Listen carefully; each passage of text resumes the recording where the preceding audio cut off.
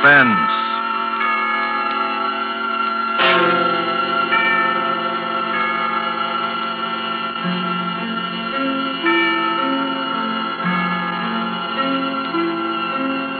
This is the Man in Black, here again to introduce Columbia's program, Suspense.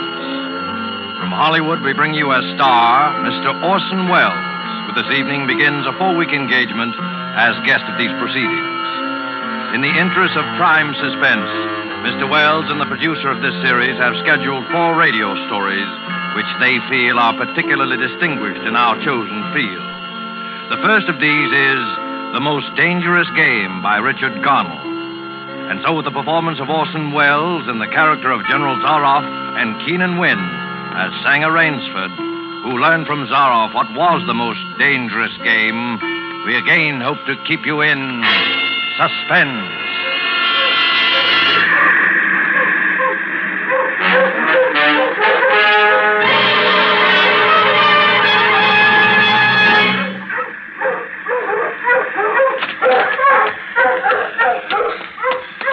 Much time. Any moment now he may come in, and when he does, I'm going to kill him. It's him or me. And I'm going to do my best to make it him. Well, maybe it sounds crazy to you. I guess it does. It would have sounded crazy to me a few days ago when I was with Whitney on the yacht. I was on a pleasure trip. A pleasure trip! How could I or anyone realize then the horror and torment I was to go through? How was I to know of Ivan? And the death swamp, and the hounds. How was I to know of Zaroff? Think of it. It was only 4 nights ago that the ship went down. We'd been talking about this island, Ship Trap Island, Whitney said it was called on the charts. I was sleepy and started on down below to turn in. I was mixing myself a nightcap when I looked up and saw it. A tremendous reef racing at us out of the fog. I screamed out a warning, but it was too late. We were right upon it.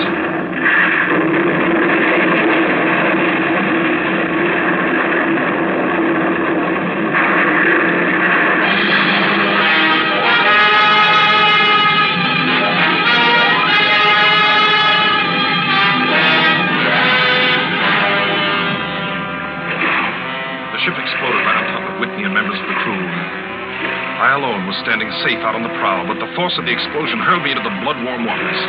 Terrified at the suddenness and surprise, my stomach weak and sick at the thought of the others. The sea was eddying furiously around the sinking remnants of the ship, and a certain cool-headedness came to me and made me swim desperately away, or I might not have lived to go through the horror which was soon to come. I struck out to the right in the direction of the island about which Whitney had been telling me. I have no recollection of how long I swam, but all at once I heard the muttering and growling of the sea breaking on the rocky shore. With my remaining strength, I dragged myself from the swirling waters. All in, gasping, my hands raw, I at last reached a flat place at the top. I flung myself down at the jungle edge and tumbled headlong into the deepest sleep of my life. When I awoke, I was in a strange place, having no idea how I had done it.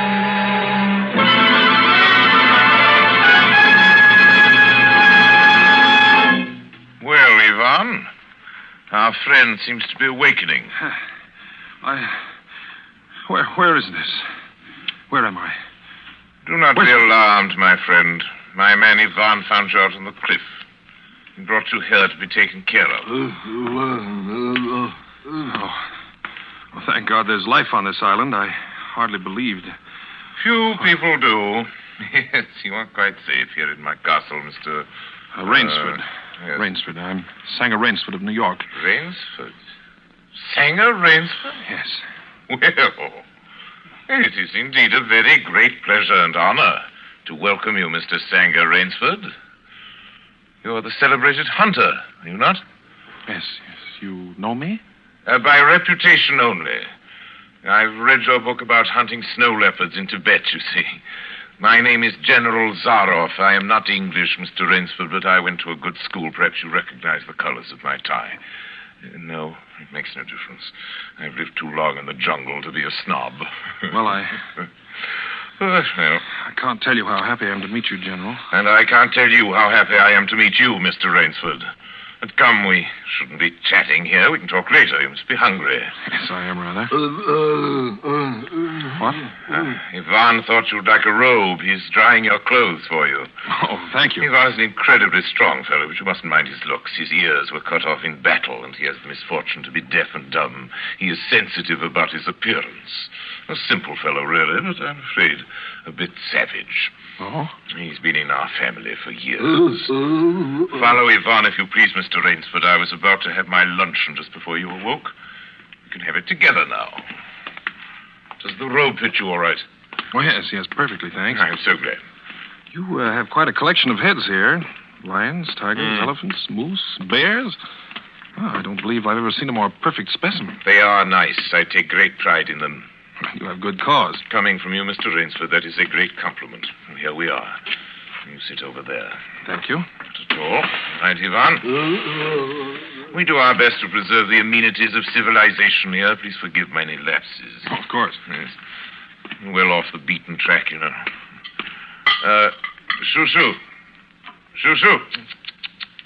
Shoo-shoo. This is my little pet, Mr. Rainsford. As a hunting falcon, Shoo-shoo is of no further usefulness in the field. But I am fond of its company. Am I not, little sweetheart? Patience, my darling. I know you're hungry, my dear. We hunt tonight. Your heads are really remarkable, General. That Cape buffalo is the largest I've ever seen. Yes, that fellow. He's a monster. Did he charge you? Hurled me against a tree, fractured my skull, left me this scar. And I got the brute. I've always thought the Cape buffalo is the most dangerous of all game. No, you're wrong. Wrong, sir. The Cape buffalo is not the most dangerous game. Ivan, the wine. How does he understand you? He reads my lips. Think you like this champagne, Mr. Rainsford? Ivan chills it expertly. No, the Cape buffalo is not the most dangerous game. Here in my preserve on this island, I hunt more dangerous game. Oh, is there big game on this island? The biggest. Oh, really? Oh, it isn't here naturally, of course. I have to stock the island. What have you imported, General? Jaguars? Jaguars. I hope you like filet mignon, Mr. Rainsford. I do very much, thank you. Is it jaguars, General? No. Hunting jaguars ceased to interest me some years ago. I exhausted their possibilities, you see. No thrill left in jaguars, you understand? No real danger. I live for danger, Mr. Rainsford. We will have some capital hunting, you and I. I shall be most glad to have your company. Yes, but I'll tell you, you'll be amused, I know. I think you may say in all modesty that I've done a rare thing. Yes, I've invented a new sensation. May I pour you another glass of champagne, Mr. Rainsford? Thank you, General. God makes some men poets. Some he makes kings, some beggars. Me, he made a hunter. My hand was made for the trigger. My father once said that. Made for the trigger. My whole life has been one prolonged hunt. I've hunted every kind of game in every land. It'd be impossible for me to tell you how many animals I've killed. Grizzlies in your Rockies, crocodiles in the Ganges, rhinoceroses in East Africa. This is in Africa, by the way. That Cape buffalo hit me and laid me up for 6 months. As soon as I recovered, I started for the Amazon to hunt jaguars, for I'd heard they were unusually cunning. They weren't. They were no match at all for a hunter with his wits about him, the high-powered rifle. I was bitterly disappointed. I was lying in my tent with a splitting headache one night, and a terrible thought pushed its way into my head.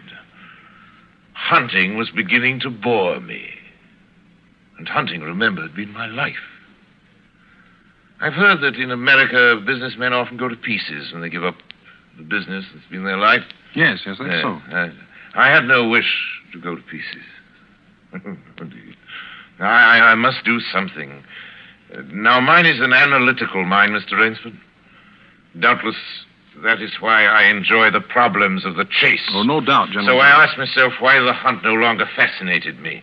You are much younger than I am, Mr. Rainsford, and have not hunted as much, but you perhaps can guess the answer. Well, what is it? Simply this. Hunting had ceased to be what you call a sporting proposition. It had become too easy. I always got my quarry. Always. There's no greater bore than perfection. Cigarette? No, thank you. No animal had a chance with me anymore. Not a chance. That is no boast. It is a mathematical certainty. The animal had nothing but his legs and his instinct. Instinct is no match for reason. When I thought of this, it was a tragic moment for me, I can tell you. It came to me as an inspiration. What I must do. And that was? I had to invent a new animal to hunt. A new animal?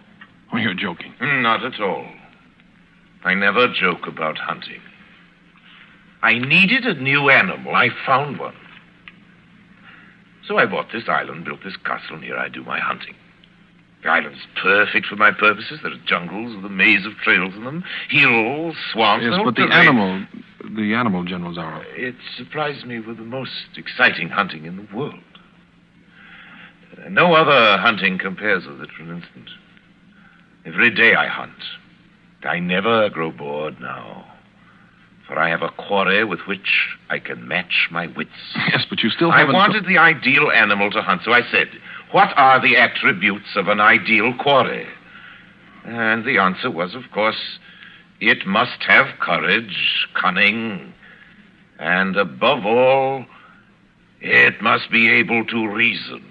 Well, no animal My can dear reason. fellow, there is one that can. One? But you can't mean... And why not? Well, I can't believe you're serious, General Zorro. You're just joking. Joking? I'm quite serious. Speaking about hunting. Hunting? You're speaking about murder. Oh, dear me, that unpleasant word. I think I can show you that your scruples are quite ill-founded. Yes? I hunt the scum of the earth. Sailors from tramp ships, lascars, Japs, mongrels, a thoroughbred horse, a hound is worth more than a score of them. But these are men. Precisely, that is why I use them. It gives me pleasure. They can reason after a fashion, so they are dangerous. But where do you get them? Oh, we visit my training school. It is in the cellar. I have about a dozen pupils down there now. They're from the Spanish bark San Lucar that had the bad luck to go with the rocks up there. A very inferior lot, I regret to say. Poor specimens, more accustomed to the deck than to the jungle. Another glass? No. It's a game, you see. It's a sort of game. I suggest to one of them that we go hunting. I give him a supply of food and an excellent hunting knife. I give him 3 hours start. I am to follow, armed only with a pistol of the smallest caliber and range. If my quarry eludes me for 3 whole days, he wins the game. If I find him, he loses. Suppose he refuses to be hunted. Oh, I give him his choice, of course.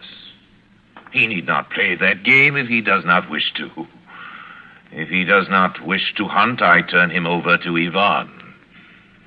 Ivan once had the honor of serving as official knouter to my old king, and he has his own ideas of sport. Invariably, Mr. Rainsford, invariably they choose the hunt. And if they win? To date, I have not lost. I do not wish you to think me a braggart, Mr. Rainsford. Many of them afford only the most elementary sort of problem, I assure you. Occasionally I strike a Tartar. Sue remembers the Tartar, don't you, darling? Yes, he almost did win. I eventually had to use the hounds. You see? Wait a moment, I'll open the window. Hello, boys!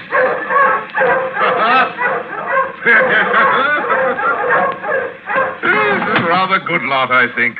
They're let out at 7 every night.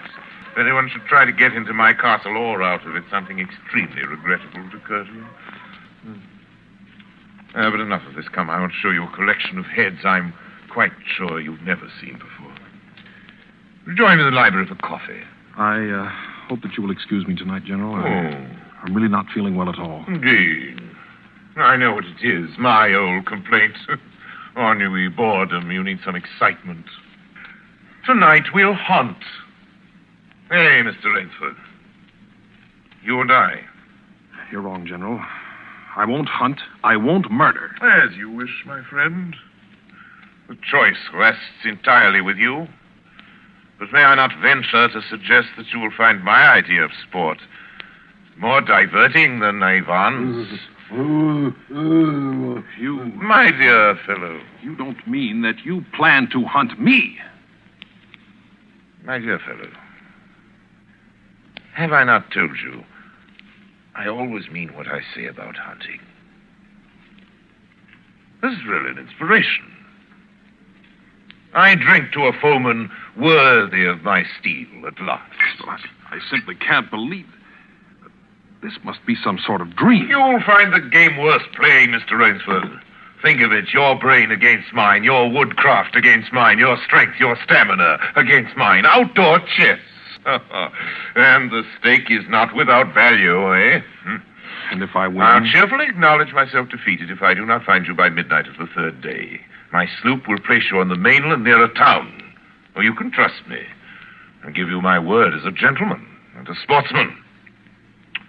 Of course, you in turn must agree to say nothing of your visit here. I will agree to nothing of the kind. Oh. Well, in that case... But why discuss that now? 3 days hence we can discuss it over a bottle of Veuve Clicquot, unless... Well, your choice, Mr. Rainsford. I'm a hunter. You know my choice. Ivan here will supply you with hunting clothes, food, and knife. I suggest you wear moccasins. They leave a poorer trail. I suggest, too, that you avoid the big swamp in the southeast corner of the island. We call it Death Swamp. There's quicksand there. Well, I must beg you to excuse me now. We always take our siesta after our lunch. Don't we, Shoo-Shoo? Yes. Come, my little pet. You'll hardly have time for a nap, I fear, Mr. Rainsford. You'll want to start, of course. I shall not follow till dusk. Hunting at night is so much more exciting than by day, don't you think? Well, au revoir, Mr. Rainsford. Au revoir.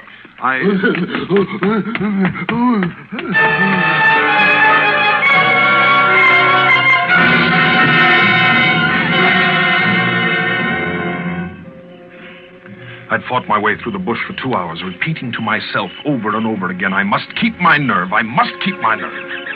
My whole idea at first was to put distance between myself and General Zaroff.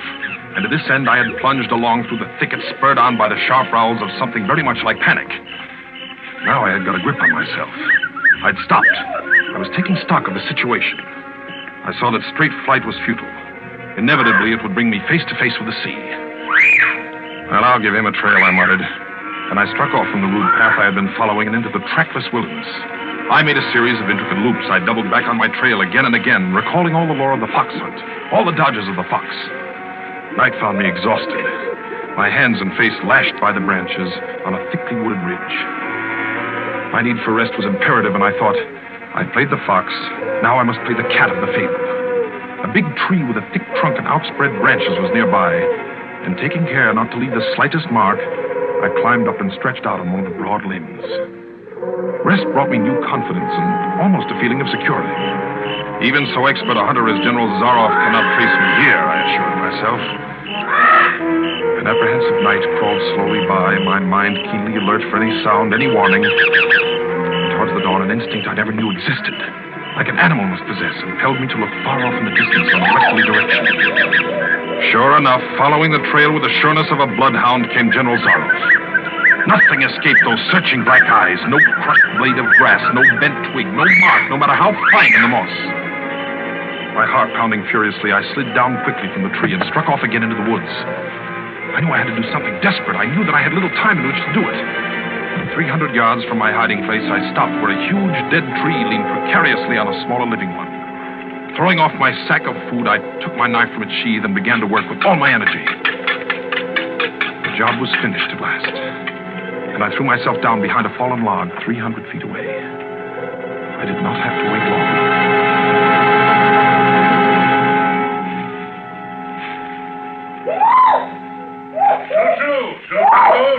Patience. Patience, my darling. You'll be fed.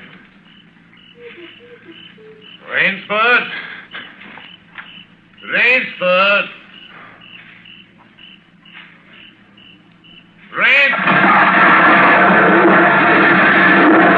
Got him. Well, Rainsford? If you are within sound of my voice, as I suppose you are, let me congratulate you. Not many men know how to make a Malay man-catcher. Luckily for me, I too have hunted in Malacca. You are proving interesting, Mr. Rainsford. Very interesting. The tree brushed my shoulders. I jumped back. I'm going to have the wound rest. It's only slight. But I shall be back, Mr. Rainsford. I shall be back.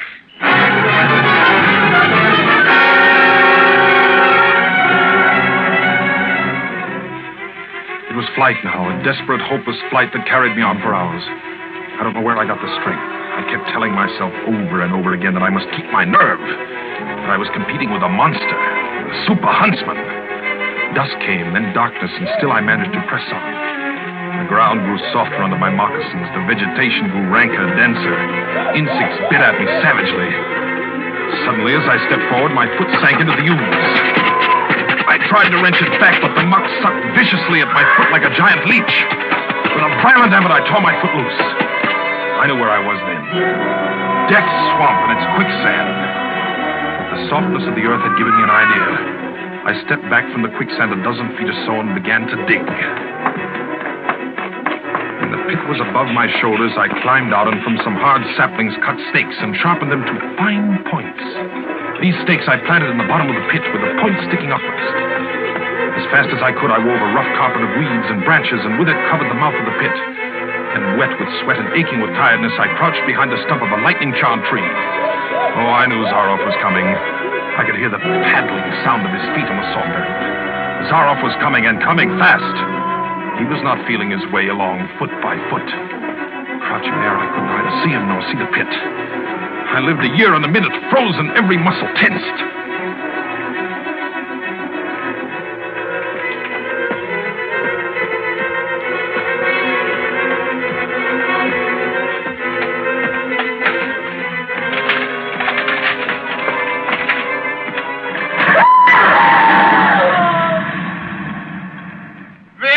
Good, Rainsford. Very good. You've done well. Your Burmese tiger pit has claimed one of my finest towns. Again you score. I think, Mr. Rainsford, I'll see what you can do against my whole pack. I'm going back to get them now. Thank you for a most amusing evening.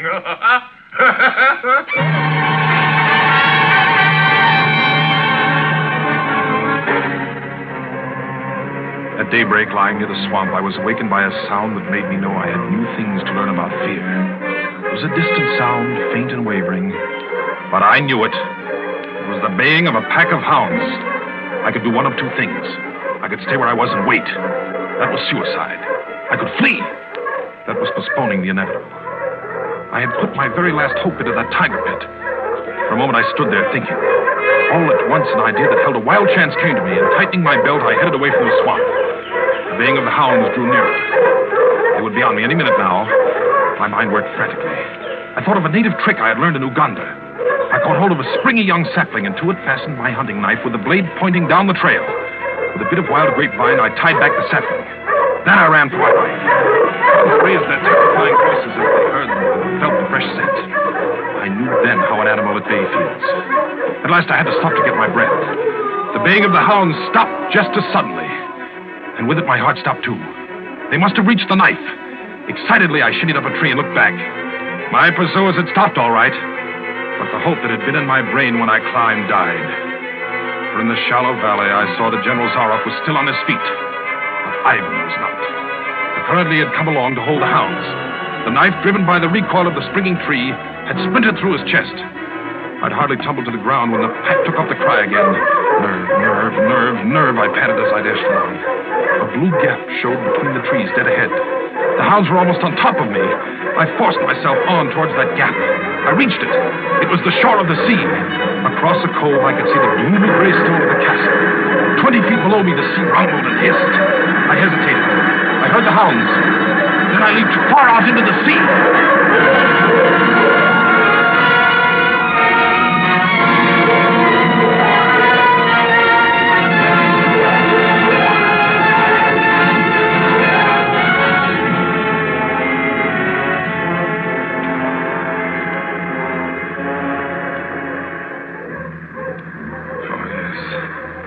The sea was good to me, and I'm here safe in the general's bedroom waiting for him. 3 days are up, and I've eluded him.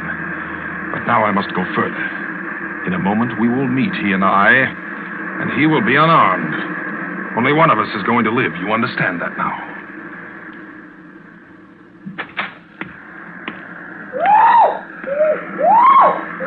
Quiet, Shushu.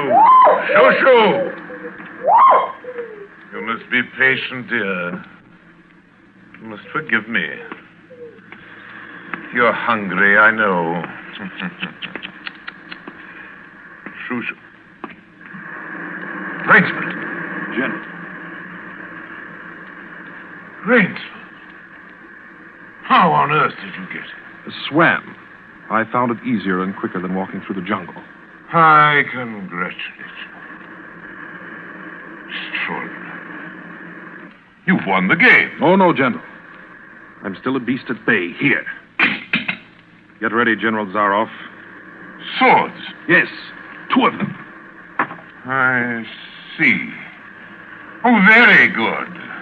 Very good, Rainsford. One of us, then, is to furnish a repast for the hounds. The other will sleep in this very excellent bed. Excellent. On guard, Rainsford.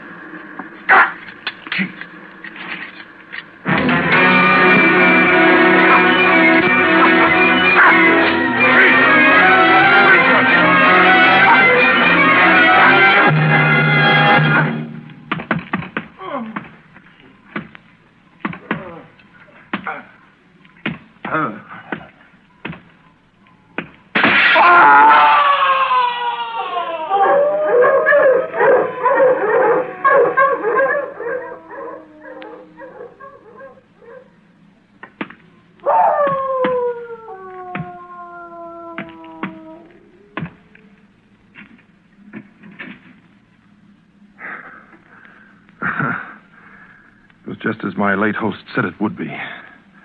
A very excellent bed.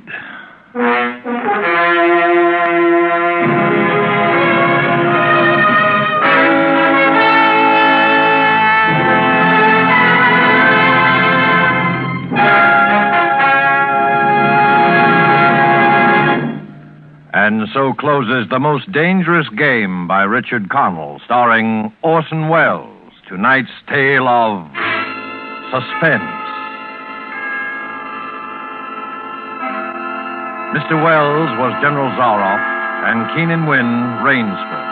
This is your narrator, the man in black, who conveys to you Columbia's invitation to spend this half hour in suspense next week, same time, when Orson Welles will again be our star in Sir Arthur Conan Doyle's story, The Lost Special. The producer of Suspense is William Spear, who tonight also directed the broadcast, and who, with Bernard Herrmann, the conductor, Lucien Morawick, who composed the original score, and Private Jacques Anson Fink, the radio author, collaborated on tonight's Suspense.